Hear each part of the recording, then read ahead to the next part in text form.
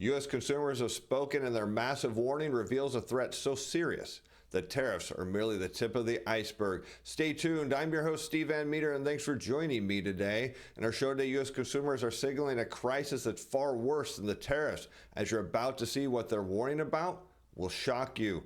Let's turn to Mexico and take a look what's happening with these tariffs, because as I said, it's all about the economy, and as it turns out, about the currency. Let's pick today's story up with the headline: Is trade war over? Mexican president said tariffs delayed for a month after deploying 10,000 troops to the border to halt fentanyl. And as I talked about in yesterday's show, it's all about the economy, because we look at Mexico's economy. What are we seeing? It's slowing down. Their central bank is cutting rates. They're concerned. And when you put tariffs on, it's going to have a massive impact on demand, and what it's going to lead to is mass unemployment. Now, Canada is not immune to this either. We'll talk about them in a bit, but let's continue, because here's what the Mexican president had to say: that they will immediately reinforce the northern border with 10,000 members of the National Guard to prevent drug trafficking from Mexico to the United States, with a particular focus on fentanyl, and that the United States is committed to working to prevent the trafficking of high-powered weapons into Mexico, and the two teams are going to work together on security and trade.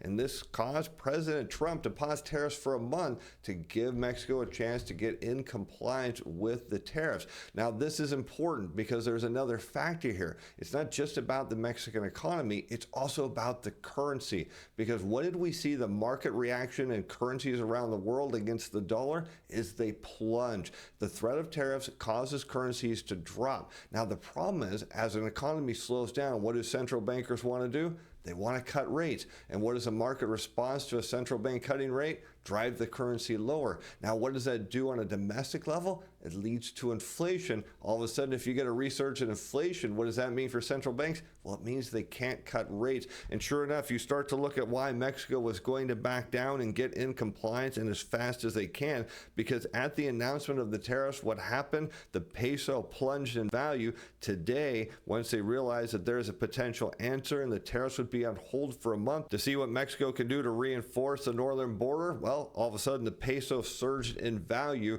This is going to be an issue that's going to face Canada as well, because if you talk about what's going on in the Mexican economy, well, we're going to see this all over the world, because if you see consumer prices rising, we're going to look at some U.S. data here. The CPI shown in blue on a year-over-year rate of change against continued unemployment claims, that in red. Now, if you get a shock in tariffs, what's going to happen is businesses are going to be forced to lay off as demand drops. And what you would expect to see is continued unemployment claims rise. But if you get inflation due to a weaker currency, as we see here in the consumer price index, what follows is a recession that we saw here in the U.S. in the 1990s. Let's move forward to the dot-com bubble. We saw, again, rising inflation against rising continued unemployment claims. This, my friends, is called stagflation. It leads to recessions. Now, what happens after that is you get a massive decline in inflation, but it's the effect of it, and it sends economies into a place they don't want to be. Again, Mexican government had no choice here but to reinforce the northern border, because they knew these tariffs would plunge them right into a recession, just like the U.S. saw going into the global financial crisis, and is risking that right now. We see inflation, while it's trending down, is still running too hot, but we're going to talk about the massive risks that U.S. consumers are worrying about, because it has everything to do with inflation, and yet almost at the same time, nothing to do with tariffs. As U.S. manufacturing surveys signal expansion for the first time in 16 months, we now see that the S&P Global U.S. manufacturing PMI broke above 50, denoting an expansion in the final data from January, which now brings up to 51.2. Now, this isn't a big expansion, but it's showing the factory activity did improve over December, and that's a good sign. We want to see the economy turning around here. The risk we're facing is that the U.S. economy is merely plateauing here before it takes another leg down. But let's turn to the ISM manufacturing in January, because it too beat expectations, rising to 50.9.